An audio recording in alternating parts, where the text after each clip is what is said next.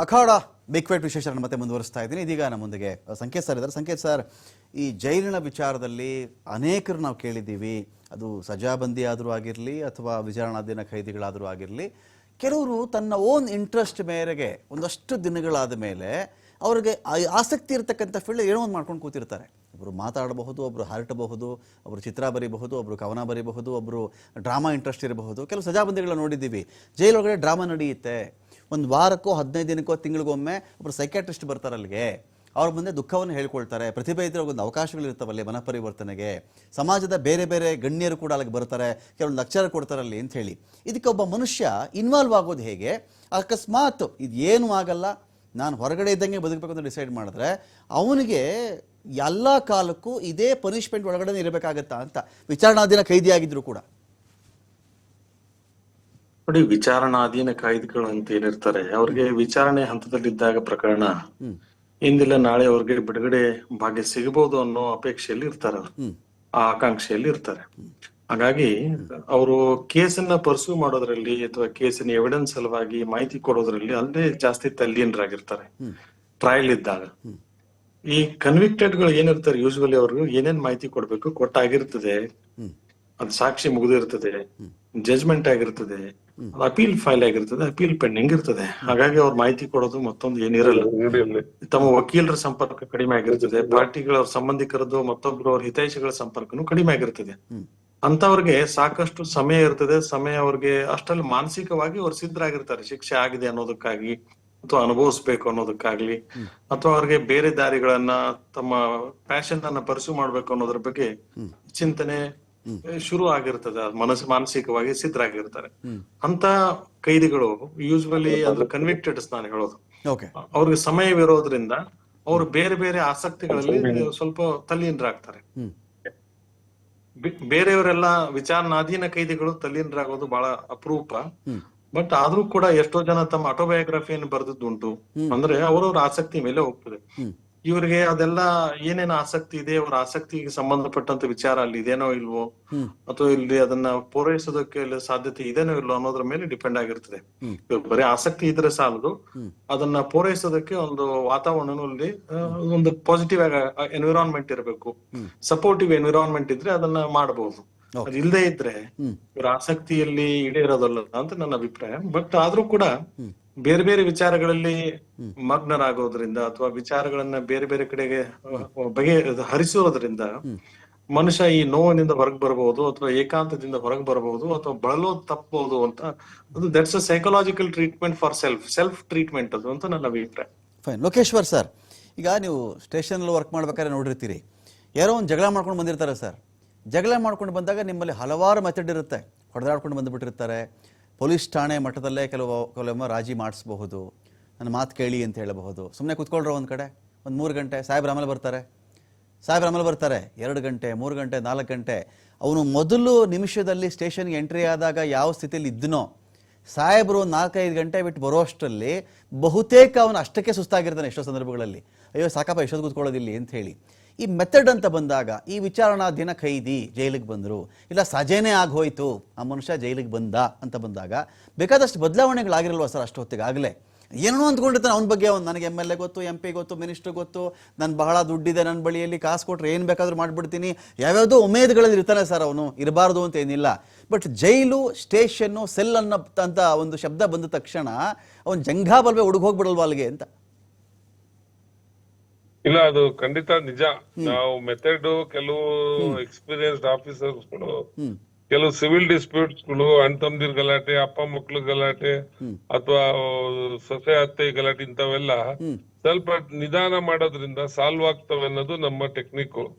ಆ ಟೆಕ್ನಿಕ್ಗೆ ಅವ್ರಿಗೆ ಬೆಳಗ್ಗೆ ಬರ್ರಿ, ಸಾಯಂಕಾಲ ಬರ್ರಿ, ಸ್ವಲ್ಪ ಇರ್ರಿ ಅಂತ ಕಾಯಿಸಿ ಮಾಡಿ ಅವರು ಸಾಕಾದ್ಮೇಲೆ ಕೂರ್ಸಿ ಹೇಳಿದ್ರೆ ಸರಿಯಾಗಿ ಹೋಗಿದೆ ಅಂತ ಕೇಸ್ಗಳು ತುಂಬಾ ಇದೆ. ಅದು ಒಂದು ಮೆಥಡ್. ಅದು ಈ ಜೈಲಿಗೆ ಬರೋ ಅಷ್ಟೊತ್ತಿಗೆ ಒಬ್ಬ ಅವನು ವಿಚಾರಣಾ ಅದ್ರಲ್ಲೂ ಟೈಪ್ಸ್ ಇದೆ.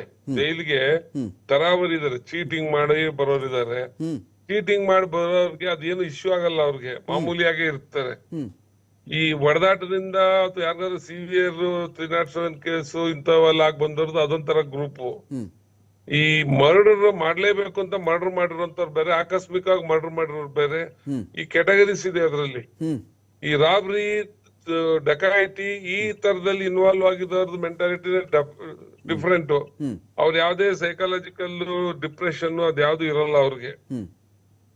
ಎಲ್ಲೋ ಫ್ಯಾಮಿಲಿ ಮ್ಯಾಟರ್ಸ್ ಗಳಲ್ಲಿ ಮತ್ತೆ ಇನ್ನೊಂದರಲ್ಲಿ ಏನಾದ್ರು ಮರ್ಡರ್ಸ್ ಅದು ಇದಾಗಿದ್ದವ್ರು ಆಕಸ್ಮಿಕವಾಗಿ ಇನ್ವಾಲ್ವ್ ಆಗಿರೋರು ಕ್ರಿಮಿನಲ್ ಆಸ್ಪೆಕ್ಟ್ಸ್ ಅಲ್ಲಿ, ಅಂತವ್ರು ಸ್ವಲ್ಪ ಖಿನ್ನತೆಗೊಳಗಾಗೋದು ಸಹಜ. ಆದ್ರೆ ಈ ಎಬಿಚುವಲ್ಸ್ ಅಂತ ಏನು ಥೆಫ್ಟ್, ರಾಬ್ರಿ, ಡಕಾಯಿತಿ ಈ ತರದಲ್ಲಿ ಬರೋ ಕಳ್ಳರುಗಳು, ಡಕಾಯಿಟ್ಸ್ಗೆ ಅವ್ರಿಗೆ ಇದೆಲ್ಲ ಎಕ್ಸ್ಪೆಕ್ಟೆಡ್. ಜೈಲಲ್ಲಿ ನಮ್ಗೆ ಹಾಕ್ತಾರೆ, ಹೊಡಿತಾರೆ, ಕೂಡಾಕ್ತಾರೆ, ಮಾಡ್ತಾರೆ, ಸರಿಯಾಗಿ ಟ್ರೀಟ್ ಮಾಡಲ್ಲ, ಅಲ್ಲಿ ಯಾರು ನಮ್ಗೆ ಕೇಳಲ್ಲ, ಇದೆಲ್ಲ ಇದ್ದಿದ್ದೆ. ಅವ್ರು ಯಾವ ಖಿನ್ನತೆಗೂ ಒಳಗಾಗಲ್ಲ ನನಗ್ ಗೊತ್ತಿರಂಗೆ.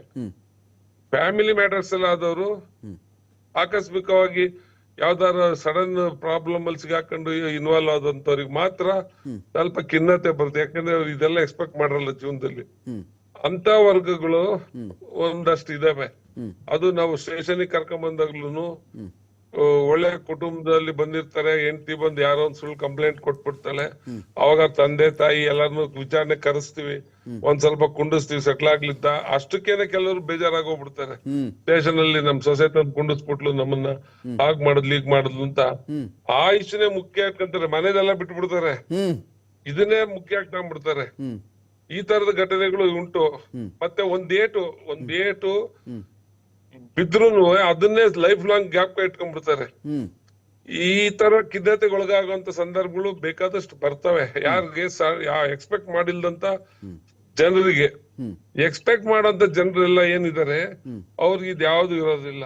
ಇಲ್ಲಿ ಮಿಸ್ಟರ್ ದರ್ಶನ್ದು ಆಲ್ರೆಡಿ ಒಂದ್ ಸತಿ ಅನುಭವ ಆಗಿದೆ, ತನ್ನ ವೈಫಿನ ವಿಚಾರದಲ್ಲಿ ಅನುಭವ ಆಗಿದೆ.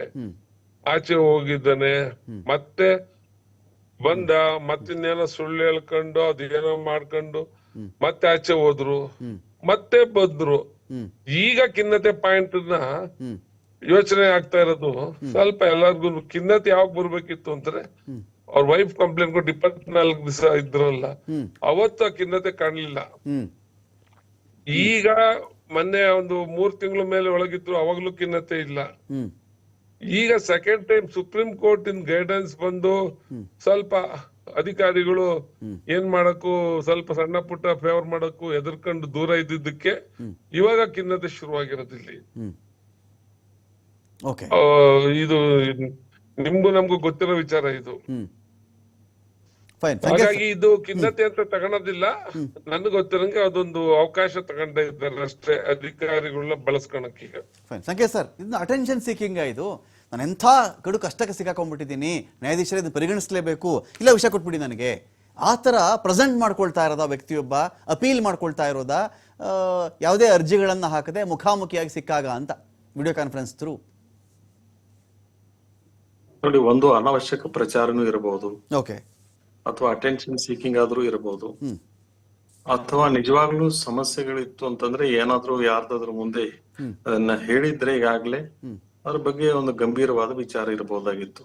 ಹಾಗಾಗಿ ಎಲ್ಲವನ್ನೂ, ಎಲ್ಲ ಅಧಿಕಾರಿಗಳನ್ನು, ಎಲ್ಲ ಅಥಾರಿಟಿಗಳನ್ನು ಬೈಪಾಸ್ ಮಾಡಿ ಕೋರ್ಟ್ಗೆ ಇಳಿರೋದು ಏನಿದೆಯಲ್ಲ, ಅದು ನನಗನ್ಸಿದ ಮಟ್ಟಿಗೆ ತಾವು ಹೇಳಿದ ಹಾಗೆ ಪ್ರಚಾರದ ಅಥವಾ ಕೋರ್ಟಿನ ಮೇಲೆ ಒಂದು ಪ್ರೆಷರ್ ಮಾಡುವ ಒಂದು ಟ್ಯಾಕ್ಟಿಕ್ನು ಕೂಡ ಆಗಿದೆ.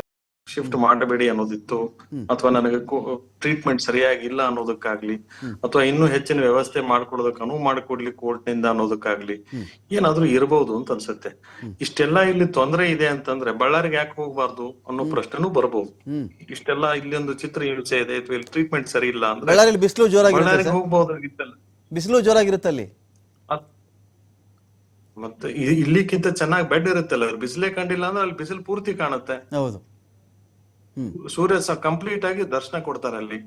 ಹಾಗಾಗಿ ಈ ಬಿಸಿಲೇ ಕಂಡಿಲ್ಲ ಅಥವಾ ಇಲ್ಲಿ ನಮಗೆ ತೊಂದರೆ ಆಗ್ತದೆ ಅನ್ನೋದು ಏನಿದೆಯಲ್ಲ, these are all very petty excuses ಅಂತ ನಾವ್ ಹೇಳ್ತೇವೆ. I don't think these are worthy of consideration, worth enough to consider ಅಲ್ಲ ಅಂತ ನನಗನ್ಸುತ್ತೆ.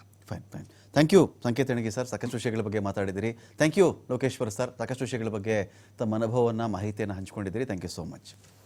ಒಟ್ಟಲ್ಲಿ ವಿಚಾರ ಏನೇ ಇರಲಿ, ದರ್ಶನ್ಗೆ, ಒಬ್ಬ ವಿಚಾರಣಾಧೀನ ಖೈದಿಗೆ ಅವೆಲ್ಲ ಫೆಸಿಲಿಟಿ ಜೈಲಿನ ಮ್ಯಾನ್ಯುಯಲ್ ಪ್ರಕಾರ ಸಿಗಬೇಕಾಗುತ್ತೋ ಅದೆಲ್ಲವನ್ನು ಕೂಡ ಇವತ್ತಿಗೆ ನ್ಯಾಯಾಲಯ ದಯಪಾಲಿಸ್ತಾ ಇದೆ. ಚಾಪೆ ಆಗಲಿ, ದಿಂಬಾಗಲಿ, ಬೆಡ್ಶೀಟ್ ಆಗಲಿ, ಚಪ್ಪಲಿ ಆಗಲಿ ಎಲ್ಲವನ್ನು ಕೂಡ ಕೊಡಬೇಕು ಅಂತ ಹೇಳಿದೆ. ಜೈಲು ಅಧಿಕಾರಿಗಳೇ ದರ್ಶನ್ಗೆ ಖುದ್ದಾಗಿ ಹೋಗಿ ಕೊಡಬೇಕಿದೆಲ್ಲವನ್ನು ಕೂಡ. ಸ್ವಲ್ಪ ದಪ್ಪನೆ ಹಾಸಿಗೆ ಕೊಡಿ, ಚಳಿಗಾಲ ಬಂದಾಗ ಸ್ವಲ್ಪ ಆರಾಮ ಬೆಚ್ಚಗೆ ಮಲ್ಕೊಳ್ಳಿ ಅಂತ ಎಲ್ಲ ಇರಬೇಕಾಗುತ್ತೆ. ಜೊತೆಗೆ ಅವಶ್ಯಕತೆ ಇದ್ದರೆ ನಿಯಮಿತವಾಗಿ ಸ್ವಂತವಾಗಿ ಖರೀದಿ ಮಾಡಲಿಕ್ಕೂ ಅವಕಾಶವನ್ನು ಕೊಡಿ. ಬೇಕರಿಯನ್ನು ತಿನ್ನಕ್ಕೆ ಬಿಡ್ತಾ ಇಲ್ಲ, ನನಗಲ್ಲಿ ನಮ್ಮ ಫ್ಯಾಮಿಲಿ ಕಡೆಯವರು ಹಣ ಹಾಕಕ್ಕೆ ಬಿಡ್ತಾ ಇಲ್ಲ, ಇಂಥ ವಿಚಾರ ಇತ್ತಲ್ಲ, ಅವುಗಳಿಗೂ ಅವಕಾಶ ಮಾಡಿಕೊಡಿ. ವಾರದಲ್ಲಿ 2 ದಿನ ಫ್ಯಾಮಿಲಿಯವರಿಗೆ ಲ್ಯಾಂಡ್ಲೈನ್ ಫೋನ್ನ ಮೂಲಕವಾಗಿ ಮಾತನಾಡಲಿಕ್ಕೂ ಅವಕಾಶವನ್ನು ಮಾಡಿಕೊಡಿ ಅಂತ ಹೇಳಿದೆ. ಆ ಮೂಲಕವಾಗಿ ಯಾವ ಫೆಸಿಲಿಟಿಯನ್ನು ದರ್ಶನ್ ಕಡೆ ವಕೀಲರು ಕೋರ್ಟ್ ಮುಂದೆ ಹಾಕ್ಕೊಂಡು ಕೇಳಿಕೊಂಡಿದ್ದರೋ 90% ಅದು ಫುಲ್ಫಿಲ್ ಆಗಿದೆ ಅಂತ ಹೇಳ್ದ ಡಿಬೇಟ್ ಮುಗಿಸ್ತಾ ಇದ್ದೀನಿ.